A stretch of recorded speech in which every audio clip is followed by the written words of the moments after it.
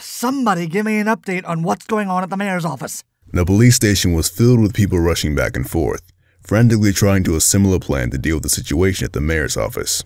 This bumble and rush was only barely held together by Daniel Ketch, who quickly took charge the second he stepped into the station. I want locations on all Deathwatch members in that building. Do they have lookouts? If so, how many? How armed are these guys? Are we talking AK-47s or pea shooters? Come on, people, I need some answers! As Ketch was coordinating the station, Tifa was keeping her eyes on the television, watching Sora's mother Roxanne deliver the news report. She tried not to think about how she hasn't seen Sora for months, and how every time he is mentioned, Cypher gets angry. She hasn't really seen Cypher and the gang a lot these days either. She began avoiding them after they refused to tell her what happened with Sora. It didn't help her worries that she saw him talking to Kairi and her friends, the very same friends who shunned him his first day at the school. Her thoughts were cut off when she saw what was being displayed on the news. She quickly rushed out of the room and onto the busy station. Hey! Get SWAT into place, but tell them to hold until I get there. These guys are jumpy and they have our mayor. Hey! Get on the phone with officers on site and tell them to keep alert but pull back. We don't need anyone playing hero, right? Daniel! Ketch sharply turned to Tifa, and she gestured to the TV. You need to see this. Ketch quickly stepped into the break room, and when he saw the live stream of Deathwatch gang members, he called the other officers in as well. Tifa, turn it up. So if he's not here in the next hour, that secret will be out for everyone to hear. The second reason, I believe the beautiful Miss Shimomura just brought up the safety of the mayor's lovely young daughters. That's being handled right now. Oh no. He's going after the mayor's daughters. Powell! Black! Get some men and get them outfitted as quickly as possible. Deathwatch is going after the girls. We need to stop them. We? You're not going too, are you? Of course I am. Those two girls are in danger. We can't let Deathwatch get them. No, I know that. It's just... Don't get shot or anything, okay? Don't take any risks. I'll try, but... Just promise, okay? Yes, fine. I promise. With the hesitant promise lingering between them, Tifa's guardian joins the other officers to their squad cars. As their sirens tore off down the road and in the direction of the mayor's residence, Tifa made her way back into the break room where they were replaying Deathwatch's message. We are Deathwatch, and you have been warned.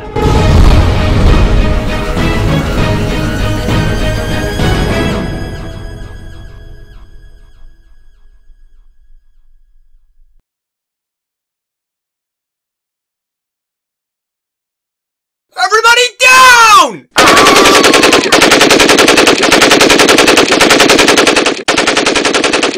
Now's our chance! Come on, everybody up! Through the back door! Get down! You're gonna get hit! No, we won't! Not if we move fast enough! Come on, come on! Sora was actually right to guess that, because while Hag and Troll were opening fire on the house, they were shooting at the same time, which meant they both had to reload at the same time.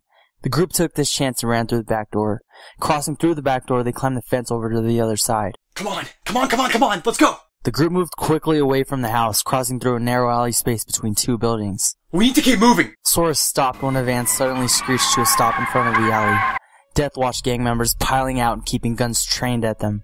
Another van pulled up behind them and cut their axes off completely. Well, well, you were right. It did flush them out of the house. The woman known as Hag stepped out from the building alongside her partner, Troll. What can I say? I am a master in the art of fear. How the hell? Good timing, by the way, with the reloading. You've all impressed me with surviving. Get the girls. No! Sora tried to run up and stop them, but two of the Deathwatch gang members grabbed him and threw him to the ground. Even as Sora hit the ground, he could see them grab Kairi and Namine, holding the others at gunpoint. He watched in horror as the two of them were dragged to the van and thrown into the back. See? Now that wasn't so difficult. Now kill them. Sora pushed himself up to his feet just as the men raised their guns at the others, fingers tensing on the trigger.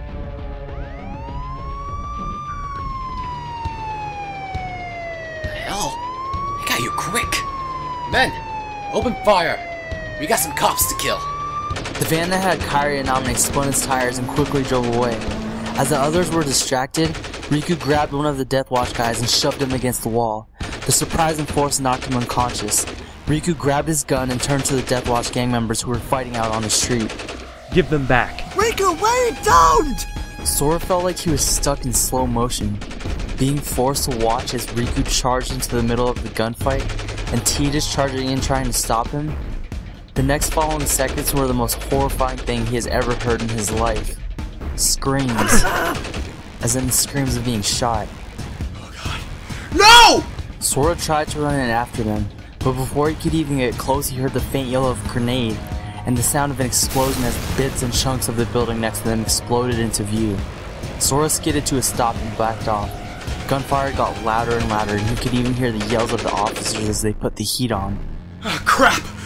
We gotta get out of here, now! No! Like Tidus and Riku, Yuffie tried to rush out into the gunfire, but this time, Sora stopped her. You can't go out there! Yuffie, you can't! Let me go! Let me go! They're out there! I have to! Stop, just stop! Wakka, help me! Sora looked up and saw Wakka almost frozen in place. Wakka! Wakka snapped out of his shock and grabbed Yuffie as well. The two boys were more than strong enough to quickly pull her away. They didn't even need to worry about Deathwatch because any member close to them was too busy with fighting the police. They didn't bother doubling back to Kairi's house. They instead ran as far as they could go. Their stopping point was a bridge over a freeway. You bastard! You left them there to die! We don't know they're dead, okay? I couldn't let you go out there, you would have been hit! Nothing he said was getting to her. She had once again fought from Wakka's grip and tried to run back there. Yuffie, stop! No, I have to. There is nothing you can do. There is nothing any of us can do. If we ran out there, we would have been killed. You can hate him if you want, but Sora saved your life. But... We have to believe. We have to hope they're okay, and that's all we can do. There. You'll be okay. Sora looked away from the scene and over the bridge, looking down on the car moving down the snow-cleared freeway. As he looked up, he saw something that made him blink, as if he couldn't believe what he was looking at. That's the van. That's the van that has Kairi and Namine! This was probably the one time in which the police was organized.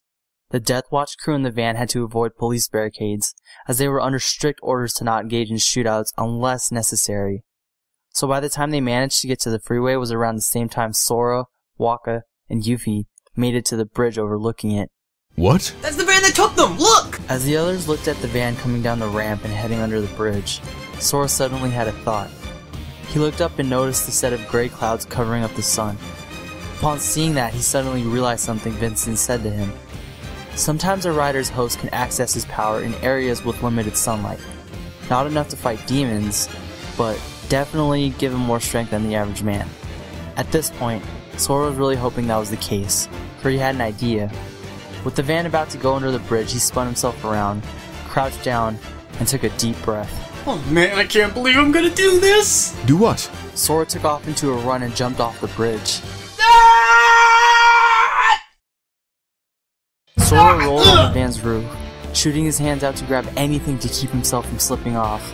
The power of the Ghost Rider saved his life by allowing him to control his jump and land on the van. But how long would it keep him alive?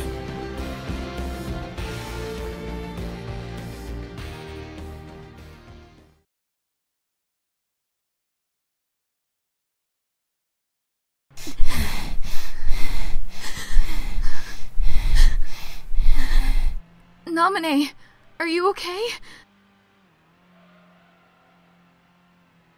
Namine? I'm fine. I'm fine. I'm scared too.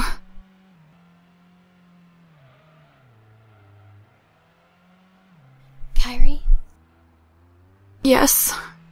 Do you think Mom and Dad are okay? I hope so. Our friends? God, I hope so. Sora? Kairi, I know you're scared of him, but I don't know if he's the same person anymore. I suppose it really doesn't matter right now. No, it does. And you're right. As much a part of me doesn't want to admit it, he really has changed. I almost don't recognize him anymore. So yeah, I hope he's okay too. Kairi, if this is it... Don't say that! Kairi, if this is it, I have to know. What was on that email? I... Kairi, what was it? Just tell me. No, I want your memories of him to be happy. I don't want you to remember him like this. Him? Him who? Ah! What was that? It sounded like someone... What the... How? Please tell me one of you two know how to drive! The powers of the Ghost Rider granted Sora a lot of skills, even in limited darkness. But being able to know how to drive a van was not one of them. Sora? How on earth did you... Kairi ain't kind of trying to drive here! And by kind of trying to drive, I mean not trying to get us killed! Oh, okay. Keep the van straight. Both hands on the wheel. Don't let up the gas. Are you kidding? I'm gonna lose control! We're on a 75-mile-per-hour freeway. You can't slow down! God damn it! Sora fought desperately to keep the van under control, but the powers of the Ghost Rider were not enough for him to control the vehicle with ease. Sora at this point questioned whether he was saving them or going to get them killed. Okay. Oh, we need to get off the freeway. Where's the nearest exit? Right! To the right! Now? No, not now! Damn it, Kairi, I'm trying not to get us killed! Maybe if you used your eyes and saw there isn't an exit ramp. Well, in case you haven't noticed, I don't exactly have my driver's license yet! Well, neither do I, but that doesn't mean I can't see the... To your right now. Sora gave a sharp turn and guided the van down the ramp. The only problem was Sora had a hard time slowing the speed down to a good exit point. The van spun out of control and crashed against the curb. The three teenagers were dazed, but not hurt. Is everyone alright? Yes. I'm fine. Alright. Oh, that wasn't too bad. No, okay. It was... Sora stopped as he stared at the buildings before him in horror. Oh, we gotta go. Everyone out! What? Why? What's going on? We're in the worst place possible. We're in Hell's Highway.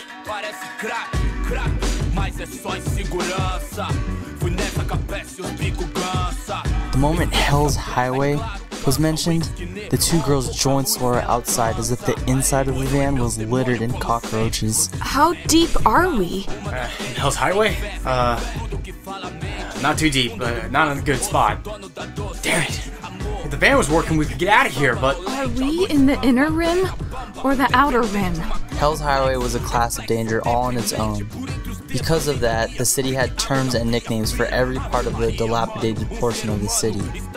The outer rim was the barely safe areas. Wasn't as bad. Gangs didn't do a lot of business here. If you had to be here, this was really the only place you might not be mugged, as long as you were careful. The inner rim was the last line of defense before the nasty stuff happens. Gangs run business here. Crime is amok. If you were born and raised in Hell's Highway, your business choices were limited. Boys either start their own gangs or join one. Girls either joined gangs or were pimped out for cash. The center of Hell's Highway was pretty much in no man's land. Gang wars are in full swing, and if you didn't carry a gang color, you were either killed or kidnapped for the sex trade.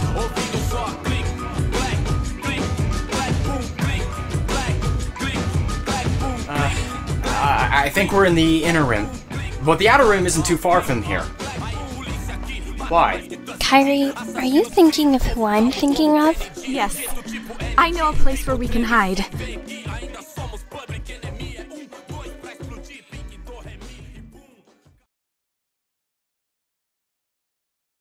Get the wounded into the ambulance. But anyone who isn't bleeding their clothes red, I want them treated at the station. Slap a Band-Aid on them if you have to. I have a lot of questions for these guys and no patience. Detective Ketch for once had complete control over the situation. No bureaucratic eyes looking over his shoulder and telling him what not to do. Perhaps that was the only reason things ran a fraction smoother. The gun battle itself didn't take too long. The Deathwatch crew clearly was not expecting the police to mobilize so quickly. The only thing Ketch regretted was that not only did two of Deathwatch's captains get free, but that they also managed to get the Nomura girls as well. Sir. Officer Murphy? Sir, we found two teenagers heading back to the scene. They said they were friends with the daughters. Tell them to stay behind the line. Sir, they said they were here when Deathwatch took them. Ketch looked around him to see a tall, dark-skinned young man and a girl with short, dark hair. All right, I'll have a word with them. Get in the station and tell them we have prisoners from Deathwatch there. Tell them to get the prisoners in quietly. We only have so much time before the leader finds out we have prisoners. I want to make sure by the time he knows, we are already inside the mayor's office and congratulating him with handcuffs. All right. Officer Murphy ran back to his squad car as Ketch approached the two of them. Hello, I'm Detective Daniel Ketch. Officer Murphy just informed me that you two are friends with the Nomura daughters? Yes. And you were here during the attack? Yes. I need you to tell me everything you know about... Please, Detective. Our friends, two of them were in the middle of the gun battle that happened. Are they... Did you find them? Ketch wanted to get back to his questions, but these two seemed extremely concerned for these friends of theirs. No use in asking for answers if they were like this. Friends. Describe them? One is Riku. He has silvery hair. It was a birth defect of his. You can't miss him. The other is Tidus. He has short, dirty blonde hair. They would be the only two not in Deathwatch gear. Ketch couldn't remember seeing anyone with this description, but he had been in cover and the bullets hazing around them had been quite the distraction. Let me check. 1 second. Ketch turned away from the others and to Officer Murphy, who had finished radioing the station. Officer, did you find anybody else on the scene? Two boys? One with silvery hair and one with dirty blonde? Anyone hiding any of the bodies? No, we didn't. But? We found a blood trail just a ways off from the road. It led into the alley. We followed it all the way to the end. There were 2 sets of footprints. Could be them. What did you find? Nothing. There were some tracks where one of them laid a body down, but we couldn't find anyone. If they were here, somehow they managed to leave without making any tracks. Keep an eye on those kids over there. I want to look at this myself. Officer Murphy nodded as he pointed Ketch down to the alley where they found the tracks. He made sure to move away from the tracks, taking photos for his own evidence. The prints and droplets of blood led to a spot in the alley where, as Officer Murphy said, someone had lain down a body. Yet no one was here, and there were no tracks to indicate if either of them doubled back or moved the other way. Nice vanishing act. Now where did you go? His trained eyes scanned the area for anything the officers might have missed. As he lifted his eyes upward, he saw an interesting little pattern on the fire escape. The snow around the railing was flat and in the form of hands, as if someone had hung from the railing. He snapped a few pictures and carefully climbed up the fire escape. Let's see where you go, shall we? It wasn't easy climbing up without disturbing the evidence, but he managed to make it to the end of the tracks, at the top of the small building. He saw a single set of tracks move across the building and vanish, just like the answers he hoped for. All right. Either you two boys climbed up the fire escape and ran across the building leaving the exact same prints in the exact same spots. Ketch trailed off as another thought entered his head. What if someone grabbed them both? In a realistic, logical world, Ketch would dismiss that thought, but his logical world gave way to the reminder of supernatural monsters. Anything was possible, but that fact only left him with more questions. Okay, boys. What's so important about you two to be dragged away by God knows what? Were they saving you or taking advantage of your injuries? Detective Ketch, can you hear me? Ketch here. Sir, I just got word from the station. Good news and bad news. Which one do you want first? Surprise me. Alright. Station says Deathwatch may not have the girls after all. What? Tips are coming in saying Deathwatch is pounding on doors and asking for 2 girls with red and blonde hair. They don't know how, but somehow they got away from them. Was that the good news or the bad news? Well, the tips also say the girls may be hiding in Hell's Highway. Never mind. I know which one's which.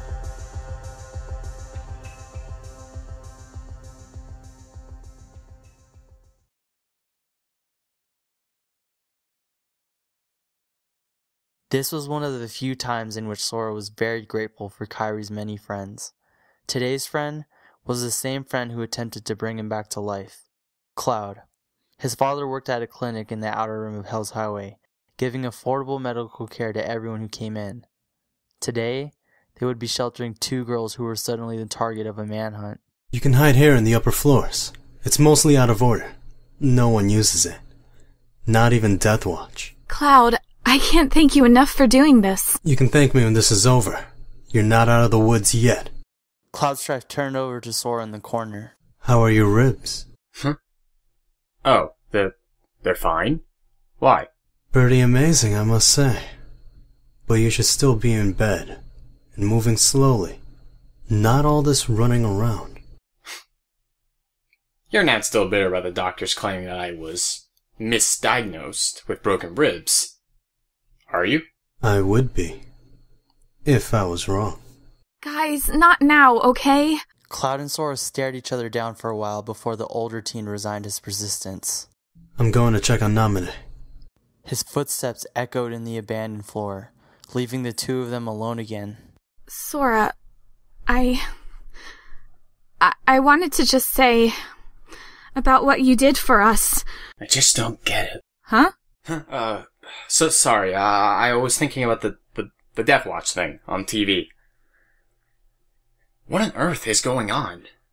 What does the DD Vigilante have to do with it? I don't know. He only popped up about a month or so ago. Everything I heard says he mainly sticks to Hell's Highway. Which explains why Deathwatch wants him gone, but why the sudden brash moves? Storming the mayor's office?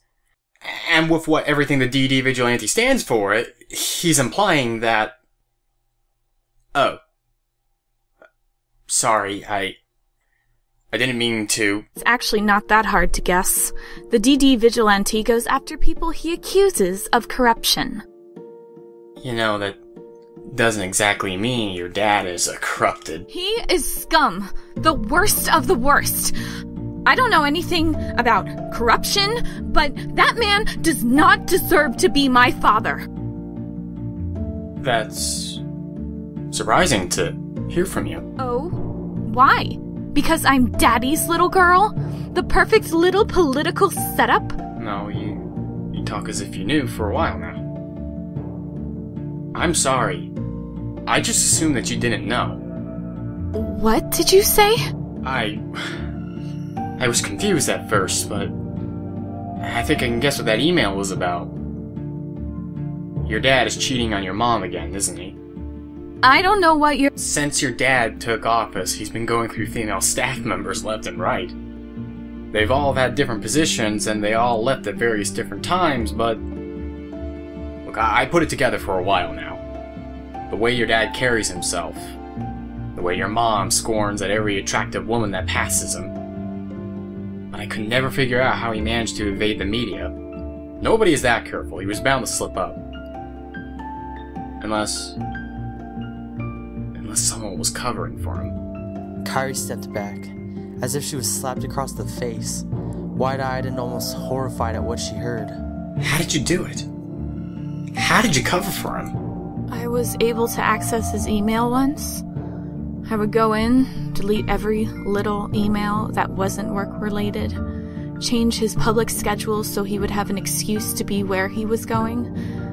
Bastard thought he was so clever. Didn't even freaking realize he CC'd his latest pornographic piece of shit to his own daughter. I'm sorry. Why? Why do you care? Because I know what it's like to have a bastard for a father. My dad, my dad left me and my mom when I was little. 5 years old. I have memories of him, believe it or not. I don't know how, but I do. At first I was sad, but now I hate him. I hate him so much I feel sick when my mom mentions him. So yeah. I know what it feels like to have a shit father. I'm sorry. I didn't know. You never had a reason to ask. I didn't exactly give you a good reason to want to talk to me. I guess we're more alike than I thought. Huh. Imagine that. Me and Sora Shimomura actually bonding. It's almost crazy. You have no idea.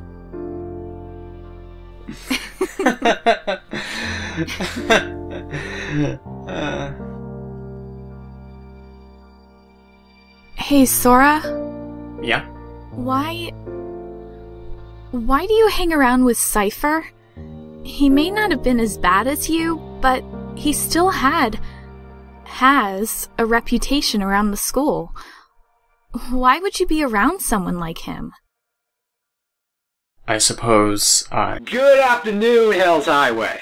The two of them spun around to the windows. Sora moved to the side of the window and peeked out. Oh, hell. When Sora looked outside, he almost immediately regretted it. For outside stood the two that shot up Kairi's house, as well as another crew of Deathwatch gang members. Troll was the one on the megaphone. Hag was behind the van on her phone. Ugh, sorry, that was Troll. He has a flair for dramatics. Our friend Mr. DD is yet to show up. I'm almost beginning to think he doesn't care. That'll change soon enough. Troll's leading a small team into the clinic to get the mayor's brats. If Troll kills any one of the doctors or nurses, I'll pop his knees. Sir? I'm trying to run a successful community, Hag. If Troll goes in and kills all the doctors who take their time to come and work here, who's going to patch us up? Bruise them if you have to, but I will kill anyone who kills any one of those doctors and nurses. Got it? Got it, sir. Good. Now get to work. Police are getting antsy, so I may have to torture the mayor a bit just to prove I'm serious. Troll, non-lethals. Lords has made it clear he wants none of the doctors or nurses killed. Yeah. Troll turned his mouth back to the megaphone. Listen up in there. We heard the mayor's daughters are hiding in this building. The first doctor or nurse to surrender them won't get to see bullets in their co-workers. Troll. Part of fear, Hag. They don't know what we know. While this was going on outside, inside the hospital, Sora knew they were in a corner and they needed help.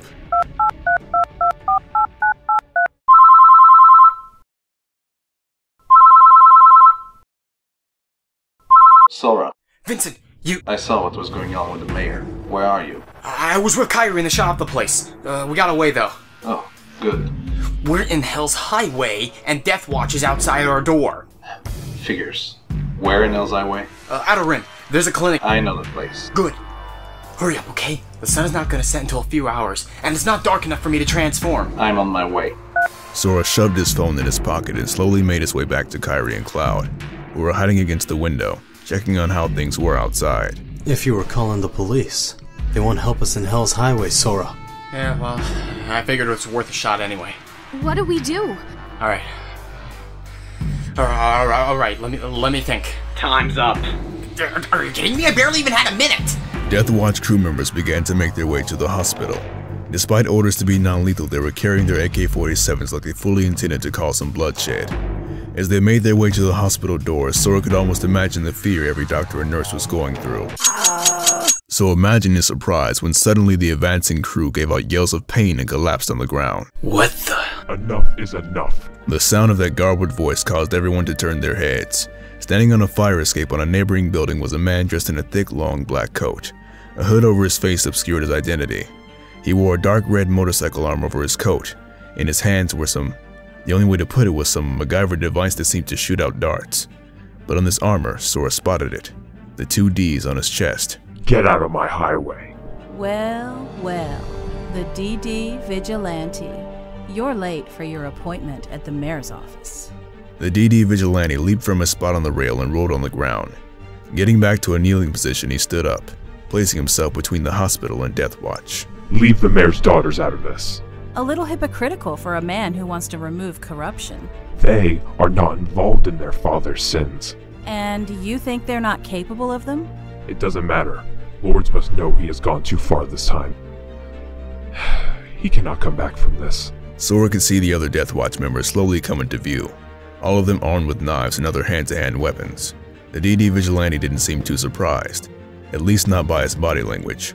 Lords isn't coming back from this. A new era for this city is coming. By New Year's Eve, Deathwatch will control both Hell's Highway and this city. I'd rather put a few bullets in you and be done with it, but Lords, like a certain someone I know, has a dramatic flair and wants to kill you himself.